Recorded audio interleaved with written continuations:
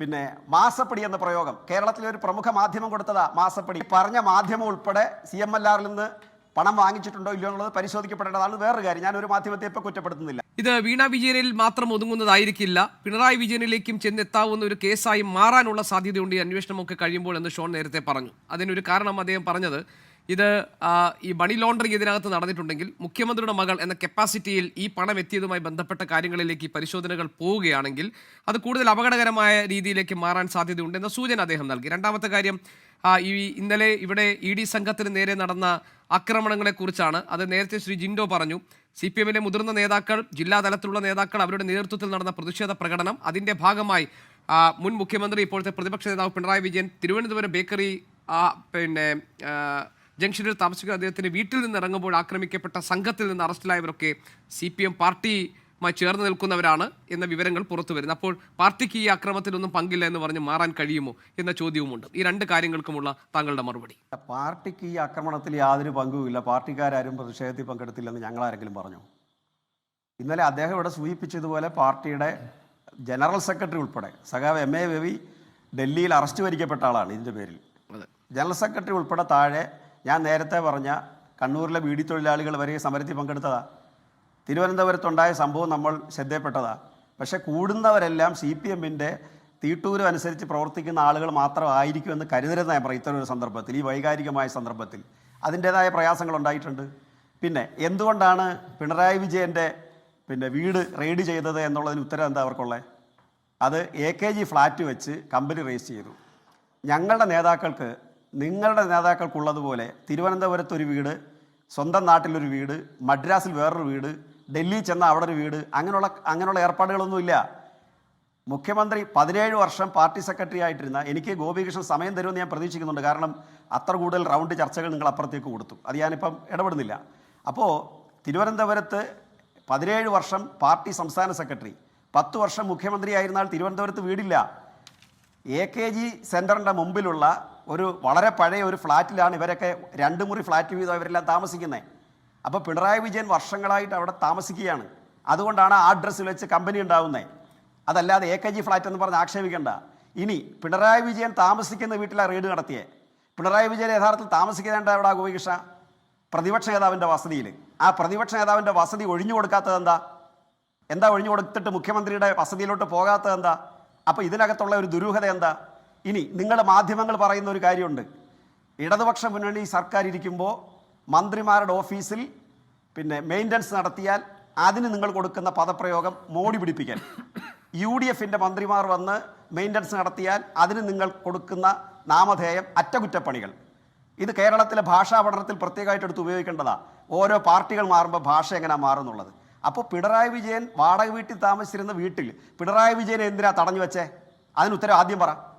പിണറായി വിജയനെ രാവിലെ എന്നിട്ട് നിങ്ങൾ പുറത്തു പൊക്കോളൂ, ഞങ്ങൾക്ക് ഈ വീട് റെയ്ഡ് ചെയ്യാനുണ്ട്, വീണ ഇവിടെ നിൽക്കട്ടെ എന്ന് പറയാൻ എന്താ?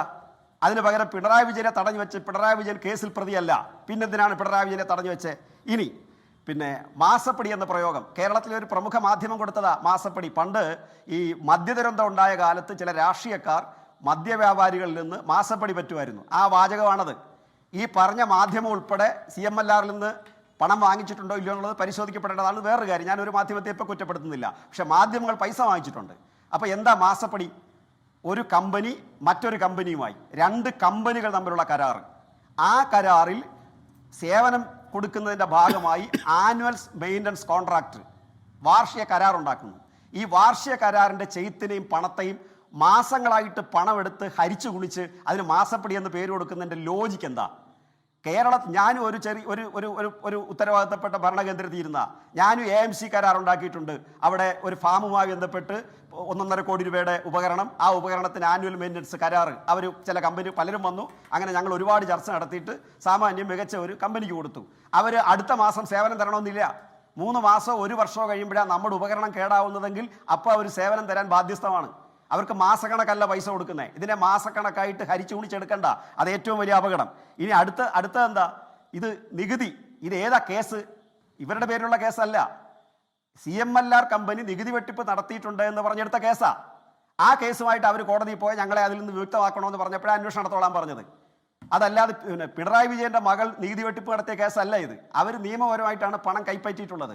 ഇനി പിണറായി വിജയൻ മോഡിയുടെ കക്ഷത്തിലാണ് എന്നാണ് അദ്ദേഹം പ്രഖ്യാപിച്ചത്. പിണറായി വിജയനെ മോഡിയുടെ കക്ഷത്തിൽ വെച്ചാൽ പിണറായിയെ കിട്ടുമോ? പിണറായിയെ BJPക്ക് കിട്ടുമോ?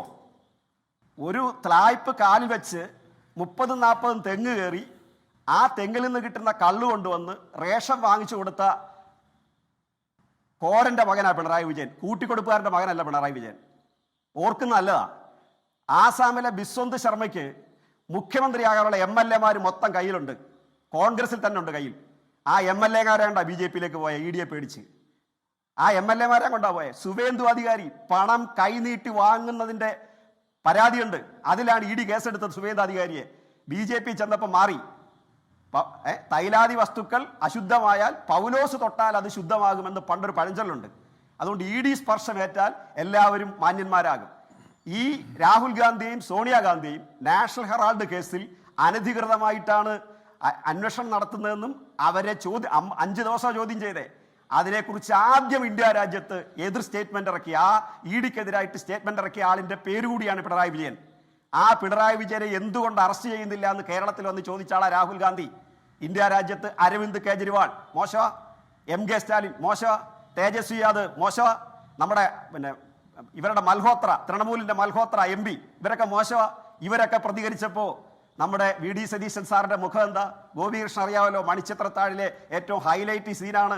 അതിൻ്റെ ഏറ്റവും അവസാനം കുതിരവട്ടം പപ്പു ഒരു അരഭിത്തിക്കകത്ത് കയറിയിരുന്ന് മുട്ടിൻ്റെ മേൽ കാല് വെച്ചിട്ടൊരു ചോദ്യം ചോദിക്കുന്നുണ്ട്. എൻ്റെ മുഖത്തേക്കൊന്ന് നോക്കിയേ, എന്തെങ്കിലും ഒരു ഭാവവ്യത്യാസം നിങ്ങൾക്ക് തോന്നുന്നുണ്ടോ?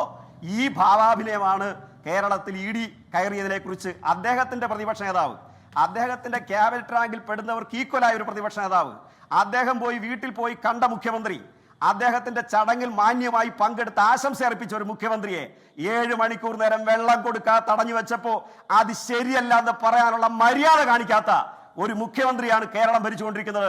അദ്ദേഹം പോയി സെറ്റിൽമെന്റ് ഉണ്ടാക്കിയപ്പോൾ പിറ്റേന്ന് ഇവിടെ അന്വേഷണമായിട്ട് വന്നു. അദ്ദേഹം പോത്തിനെ ചാരി പൂട്ടുകാരനെ അടിക്കാമെന്ന് എനിക്കറിയാൻ വയ്യ. കാരണം പണ്ട് ജന്മികളുടെ കാലത്ത് ഈ ഉഴവ് നടക്കുമ്പോൾ പൂട്ടുകാരനെ ഒരു അടിയടിക്കണമെങ്കിൽ പോത്തിനെ അടിക്കുന്ന ഭാവത്തിൽ പൂട്ടുകാരനെ അടിക്കും. അതുപോലെ അടിച്ചതാണോ ഇല്ലോ എന്നൊന്നും ഞാൻ പറയുന്നില്ല. അതുകൊണ്ട് താങ്കളുടെ ഭാഗങ്ങളൊക്കെ ക്ലിയർ ചെയ്തല്ലോ. ഇനിയിപ്പോ ജിൻഡോയുടെ മറുപടി നമുക്ക് കേൾക്കാം. ശ്രീ ജിൻഡോ ജോൺ, താങ്കളുടെ മറുപടി. ഞാൻ ഒരു നിമിഷം സുപ്രീം കോടതി അഭിഭാഷകൻ അഡ്വക്കേറ്റ് പ്രശാന്ത് പത്മനാഭൻ കൂടി നമ്മളോടൊപ്പം ചേർന്നിട്ടുണ്ട്. അദ്ദേഹത്തോട് ഒരു കാര്യം ചോദിക്കാനുണ്ട്. ശ്രീ ജിൻഡോ, താങ്കൾ പറഞ്ഞ ശേഷം.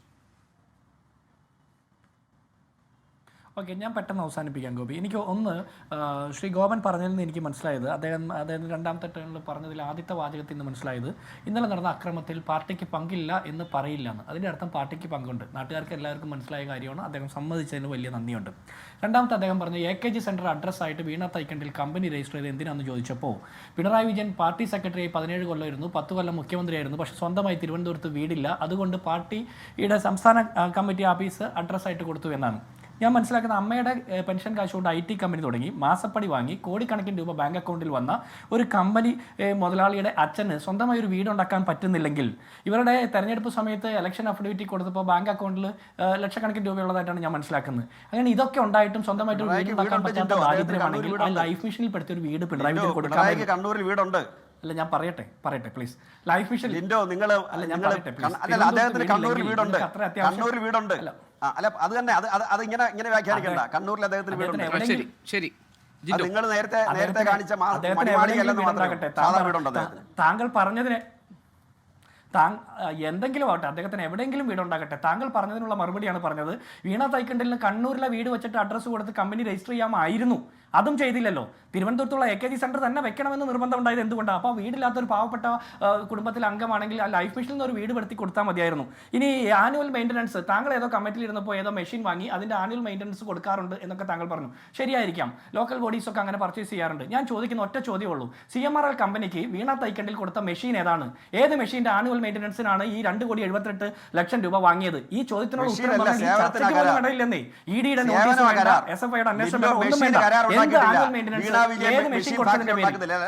വീണ വിജയൻ മെഷീൻ ഫാക്ടറി ഉണ്ടാക്കുന്നില്ല. പിന്നെ വീണ വിജയൻ പിന്നെ യന്ത്രങ്ങൾ എന്തിനാണ് ഉണ്ടാക്കുന്ന കരാർ കമ്പനിയല്ല. ഉണ്ടാക്കിയത്? നിങ്ങൾ വീണ പിന്നെ എന്തിനാണ് വിജയൻ കരാർ സേവനമാണ്, ഉണ്ടാക്കിയത്? സർവീസാണ്. പിന്നെ അടുത്ത് താങ്കൾ പറഞ്ഞത് സോഫ്റ്റ്വെയർ പിണറായി വിജയൻ സർവീസാണ്. വെള്ളം കുടിച്ചോ, സോഫ്റ്റ്വെയർ പ്രതിപക്ഷ നേതാവ് സർവീസാണ്. പിണറായി വിജയൻ വെള്ളം കുടിച്ചോ എന്ന് മുഖ്യമന്ത്രി വി ഡി സതീശൻ അന്വേഷിച്ചില്ല അത്രേ. ഞാൻ ചോദിക്കട്ടെ, ആ കോടിയേരിയുടെ മകൻ ഇതുപോലെ അന്വേഷണം നേരിട്ടപ്പോൾ കോടിയേരിയുടെ മകൻ ബിനീഷ് കോടിയേരിയും വെള്ളം കുടിച്ചോ എന്ന് അന്ന് പിണറായി വിജയൻ ചോദിച്ചോ? അത് ആ കുടുംബത്തിന്റെ പേഴ്സണൽ ആയിട്ടുള്ള കാര്യമാണ്, ആ വ്യക്തിപരമായിട്ടുള്ള കാര്യമാണ്. അവർ നേരിട്ട് കോടതിയിൽ പോയി കേസ് അന്വേഷിച്ച് ബാക്കി കാര്യങ്ങളുമായിട്ട് നടന്നോളും എന്നല്ലേ അന്ന് പിണറായി വിജയൻ പറഞ്ഞത്. ഇപ്പൊ പിന്നെ പിണറായി വിജയൻ വെള്ളം കിട്ടിയെന്നുള്ള കരച്ചിൽ എന്തിനാ? ഇവിടെ കൂട്ടിക്കൊടുപ്പുകാരന്റെ മകൻ കൂട്ടിക്കൊടുപ്പുകാരന്റെ മകനല്ല എന്ന് പറഞ്ഞു. ആരെയാണ് താങ്കൾ കൂട്ടിക്കൊടുപ്പുകാരൻ എന്ന വാക്ക് ഉപയോഗിച്ചത്? ഈ CPM-ന്റെ നേതാക്കന്മാർ ഉപയോഗിക്കുന്ന പദപ്രയോഗങ്ങൾ പിണറായി വിജയന്റെ സ്കൂളിൽ പഠിക്കുന്നത് കൊണ്ടാണ്.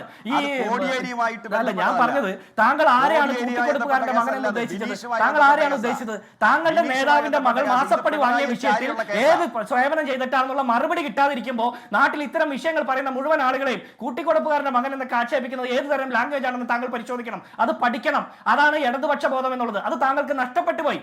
മുൻ മുഖ്യമന്ത്രിയുടെ ഇപ്പോഴത്തെ പ്രതിപക്ഷ നേതാവിന്റെ മകൾ മാസപ്പടി വാങ്ങിയ വിഷയത്തിൽ എന്ത് സേവനം കൊടുത്തിട്ടാണെന്നുള്ള ഒറ്റ ഉത്തരം കിട്ടാത്തത് കൊണ്ട് നാട്ടിൽ ഇത്തരം ആക്ഷേപങ്ങൾ ഉന്നയിക്കുന്ന ആളുകളെ മുഴുവൻ അക്കാഡമിക് വിഭാഗത്തേക്ക് പോകണം. അഡ്വക്കേറ്റ് പ്രശാന്ത് പത്മനാഭൻ, ഇഡിയുടെ വരവും ഇന്നലെ നടത്തിയ പരിശോധനയും അതിന്റെ ഭാഗമായി കേരളത്തിലുണ്ടായ സംഭവങ്ങളും ഡൽഹിയിൽ ഇരുന്നു കൊണ്ട് താങ്കൾ കണ്ടു കാണുമല്ലോ, അറിഞ്ഞു കാണുമല്ലോ. എന്താകും ഈ കേസിന്റെ ഭാവി? അഡ്വക്കേറ്റ് പ്രശാന്ത് പത്മനാഭൻ, ഒരു minute. Shri P K Gopan, advocate Prashanth Padmanabhan, താങ്കളുടെ സമയം. കേസിന്റെ ഭാവി എന്താകും എന്നുള്ളത് ഹൈക്കോടതിയുടെ ഇന്നലത്തെ ഓർഡറിൽ തന്നെ പറഞ്ഞിട്ടുണ്ട്. കേസിൽ ഇതൊരു പ്രാഥമികമായിട്ടുള്ള സ്റ്റേജിലാണ്. ആദ്യത്തെ ഒരു സ്റ്റേജിൽ മിനിഞ്ഞാന്നത്തെ ജഡ്ജ്മെന്റിൽ പറയുന്നുണ്ട്. അതിൽ പേജ് 15 ഈ CMRL കമ്പനി അവിടെ കോടതിയിൽ അപ്രോച്ച് ചെയ്തപ്പോൾ എന്തൊക്കെ കാരണങ്ങൾ പറഞ്ഞാണ് കോടതിയിൽ ഈ അന്വേഷണം തടയാൻ വേണ്ടി അല്ലെങ്കിൽ അത് പാർട്ടിസിപ്പേറ്റ് ചെയ്യാതിരിക്കാൻ വേണ്ടി പോയതെന്ന് പറയുന്നുണ്ട്. ഇതിൽ പറയുന്നത് റിപ്പറ്റീഷൻ ഇപ്പം നിൽക്കും, റിപ്പറ്റീഷൻ ഈ സമൻസ് ഇഷ്യൂ ചെയ്തിട്ടേ ഉള്ളൂ, വന്ന് ചോദ്യം ചെയ്യലിന് ഹാജരാകാനും കാര്യങ്ങൾ കണ്ടെത്താനും ഉള്ള ഒരു അന്വേഷണത്തിന്റെ ആ ഒരു പ്രാഥമികമായിട്ടുള്ള സ്റ്റേജിൽ പോലും തടയാൻ ശ്രമിക്കുകയാണ്. അതിൽ PMLA-യുടെ എൻക്വയറി ഒരു FIR ഇല്ലാതെ ചെയ്യാൻ പറ്റുമോ എന്നുള്ള ഒരു ചോദ്യം ഉണ്ടായിരുന്നു. ഈ ചോദ്യങ്ങൾക്കെല്ലാം പെറ്റീഷണർക്ക് എഗൻസ്റ്റ് ആയിട്ട് CMRL-നെതിരായിട്ടാണ് ഹൈക്കോടതി ഉത്തരം രേഖപ്പെടുത്തിയിരിക്കുന്നത്. അതുപോലെ ഒരു സെറ്റിൽമെന്റ്, ഇൻകം ടാക്സ് സെറ്റിൽമെന്റ് ബോർഡിൽ ഒരു സെറ്റിൽമെന്റ് ഉണ്ടാക്കി. ആ സെറ്റിൽമെന്റ് കഴിഞ്ഞതോടുകൂടി ഇമ്മ്യൂണിറ്റി കിട്ടിയെന്നാണ് ഇവർ വിചാരിച്ചിരുന്നത്. അതായത് ഇനി പ്രശ്നങ്ങളൊന്നും ഉണ്ടാകില്ല എന്ന്. അപ്പൊ അതിൽ ഹൈക്കോടതി വ്യക്തമായിട്ട് രേഖപ്പെടുത്തി അത് ഇൻകം ടാക്സ് പർപ്പസസിന് വേണ്ടിയിട്ട് പുതുതായിട്ടുള്ള കേസുകൾ ഉണ്ടാകുന്നില്ല. പക്ഷെ അവിടെ ഒരു സീരിയസ് ഫ്രോഡ് നടന്നിട്ടുണ്ടെന്നുള്ള ഒരു അലിഗേഷനാണ്. ഇപ്പൊ ഷോൺ ജോർജ് കൊടുത്ത അലിഗേഷൻ ഇത് തന്നെ കോർപ്പറേറ്റ് അഫയേഴ്സ് മിനിസ്ട്രിയിൽ ഒരു കംപ്ലൈന്റ് കൊടുക്കുകയാണ്, ഇതിലൊരു സീരിയസ് ഫ്രോഡ് നടന്നിട്ടുണ്ട്. അപ്പൊ ഒരു ഫ്രോഡ് നടന്നിട്ടുണ്ടെങ്കിൽ അത് അന്വേഷണം നടത്താനുള്ള അധികാരമുണ്ട്. ആ അന്വേഷണം നടത്താനുള്ള അധികാരം മാത്രമേ ഇപ്പോൾ ഉപയോഗിച്ചിട്ടുള്ളൂ. അതിന്റെ അടുത്ത പടിയിലേക്ക് പോയിട്ടില്ല. അപ്പൊ എപ്പോഴും കോടതിയിൽ വരാനും ഇത് നിയമപരമായിട്ട് നേരിടാനുമുള്ള അവകാശങ്ങളെല്ലാം നിങ്ങൾക്കുണ്ട് എന്നിരിക്കെ ഈ ഒരു അന്വേഷണത്തെ ഈ സ്റ്റേജിൽ തടയാൻ കഴിയില്ല എന്നാണ് ഹൈക്കോടതി പറഞ്ഞത്. അപ്പൊ ഇത് പറഞ്ഞ ഓരോ കാര്യങ്ങൾ ഇതൊന്നും ഇവിടെ നേരത്തെ സംസാരിച്ച ഇടതുപക്ഷ പ്രതിനിധി ദൗർഭാഗ്യവശാൽ അതിനൊന്നും ഒരു ഉത്തരവും പറയുന്നില്ല. അദ്ദേഹം വളരെ വേറെ പല കാര്യങ്ങളും പറഞ്ഞ് മനുഷ്യരെ തെറ്റിദ്ധരിപ്പിക്കുന്ന കാര്യങ്ങളിലേക്കാണ് പോകുന്നത്. പിന്നെ ഇതിൽ മുഖ്യമന്ത്രിക്ക് യാതൊരു റോളുമില്ല, സ്റ്റേറ്റ് ഗവൺമെന്റിന് യാതൊരു റോളുമില്ല. സെൻട്രൽ ഏജൻസിയാണ്, കേന്ദ്ര ഗവൺമെന്റിന്റെ ഒരു അന്വേഷണ ഏജൻസിയാണ് വരുന്നത് ചോദ്യം ചെയ്യാനായിട്ട്. അവസാനം വന്നിട്ട് അല്ല സാർ അവസാനം വന്നിട്ട് തെറ്റിദ്ധരിപ്പിക്കാതെ ഇതിൽ വീണ ജോർജ് കക്ഷിയാവുന്ന എങ്ങനെയാ, വീണ തൈക്കണ്ടി കക്ഷിയാവുന്ന എങ്ങനെയാ, CMLR-മായി ബന്ധപ്പെട്ട കാര്യത്തിൽ അവർ സീരിയസ് ഫ്രോഡ് നടത്തിയിട്ടുണ്ടെങ്കിൽ ഇവർ കക്ഷിയാവുന്ന എങ്ങനെയാ? അത് സാർ വിശദീകരിച്ചോട്ടെ. സാറ് വിശദീകരിക്കുമ്പോൾ അത് പറ. ഇത് CMLR ഇവരുടെ കമ്പനി അല്ല. അങ്ങനെ അവസാനം വന്നിട്ട് നിങ്ങൾ ചാൻസ് കൊടുത്താൽ അങ്ങനെ അല്ല എന്തിനാ തെറ്റിദ്ധരിപ്പിക്കുന്നത്? CMLR വീണ ജോർജിന്റെ കമ്പനി അല്ല. വീണ ജോർജിന്റെ കമ്പനി എക്സാലോജിക്കുമായി ബന്ധപ്പെട്ട കേസ് അല്ല ഇത്. ഇത് CMLR ആ കേസാണ് തുടരുന്നത്. പിണറായി വിജയന്റെ മകൾ ആദ്യം വീണ ഏത് വീണയാണെന്നും ഏത് കമ്പനിയാണെന്ന് ആദ്യം ഇന്നലത്തെ ഹൈക്കോടതി വിധിയില് ശ്രീമതി വീണ വിജയന്റെ പേരുണ്ട്. ഇതിൽ പറയുന്ന വസ്തുതകള് എന്തെല്ലാം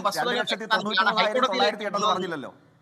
പറഞ്ഞോളൂ അഡ്വക്കേറ്റ് പ്രശാന്ത് പത്മനാഭൻ, കേൾക്കാം. സാധാരണ ഒരാൾക്ക് നമുക്ക് ആർക്കെങ്കിലും ഒരു അന്വേഷണത്തിന് ഒരു സമൻസ് വന്നു കഴിഞ്ഞാൽ നമ്മൾ കോടതി പോകാതിരിക്കാനായിട്ട് വല്ല അന്വേഷണത്തിൽ പങ്കെടുക്കുന്നില്ല എന്ന് പറഞ്ഞൊരു പ്രശ്നം ഉണ്ടാക്കുമോ? അതില് കാറ് തല്ലിപ്പൊളിക്കാനോ അല്ലെങ്കിൽ അണികളോട് നിങ്ങൾ പ്രതികരിക്കണമെന്ന് പറയാനോ അല്ലെങ്കിൽ പ്രതിപക്ഷ നേതാവ് വന്നിട്ട് മുഖ്യമന്ത്രി എന്തുകൊണ്ടാണ് മുഖ്യമന്ത്രി എന്തിന് പ്രതികരിക്കണം? ഒരു പ്രൈവറ്റ് ഒഫൻസ് നടന്നിട്ടുണ്ടോ ഇല്ലയോ എന്ന് കണ്ടെത്താൻ നടത്തുന്ന ഒരു അന്വേഷണം. അങ്ങനെ ഒരു കുറ്റമേ നടന്നിട്ടില്ല എന്നുണ്ടെങ്കിൽ വളരെ എളുപ്പമായി ഈ കാര്യങ്ങൾ വസ്തുതകളെല്ലാം പറഞ്ഞാൽ പോരെ. അന്വേഷണങ്ങൾ നടത്തുന്നതും ഒരു വസതിയില് റെയ്ഡ് നടത്തുന്നതും രാഹുൽ ഗാന്ധി എന്തിനാ രാഹുൽ ഗാന്ധിയെ ചോദ്യം ചെയ്ത ED ചോദ്യം ചെയ്യാത്തതിനെ കുറിച്ച് പ്രതികരിച്ച എങ്ങനെയാണെങ്കിൽ ഞാൻ അല്ല, രാഹുൽ ഗാന്ധി എന്തിനാ അല്ല, പറഞ്ഞത്? പോട്ടെ, അഡ്വക്കേറ്റ് പ്രശാന്ത് പത്മനാഭൻ അദ്ദേഹം അതിന്റെ രാഷ്ട്രീയ വശമാണ് സംസാരിക്കുന്നത്. ശ്രീ പി കെ ഗോപൻ അദ്ദേഹം സുപ്രീം കോടതിയിൽ അഭിഭാഷകനാണ്. അദ്ദേഹം അതിന്റെ നിയമവശങ്ങളെ കുറിച്ചാണ് പറഞ്ഞത്, അതിന്റെ സാങ്കേതിക കാര്യങ്ങളാണ് പറഞ്ഞത്. ഹൈക്കോടതി കഴിഞ്ഞ ദിവസം ആ ഹർജി തള്ളിയതിന്റെ പശ്ചാത്തലവും ഈ കേസ് എങ്ങനെ മുന്നോട്ട് പോകുമെന്ന കാര്യവുമാണ് അഡ്വക്കേറ്റ് പ്രശാന്ത് പത്മനാഭൻ വിശദീകരിച്ചത്. ഏതായാലും അഡ്വക്കേറ്റ് പ്രശാന്ത് പത്മനാഭൻ ഈ ചെറിയ സമയത്താണെങ്കിലും താങ്കൾ ഈ കാര്യങ്ങൾ വിശദീകരിക്കാൻ എത്തിയതിന് പ്രത്യേകം നന്ദി.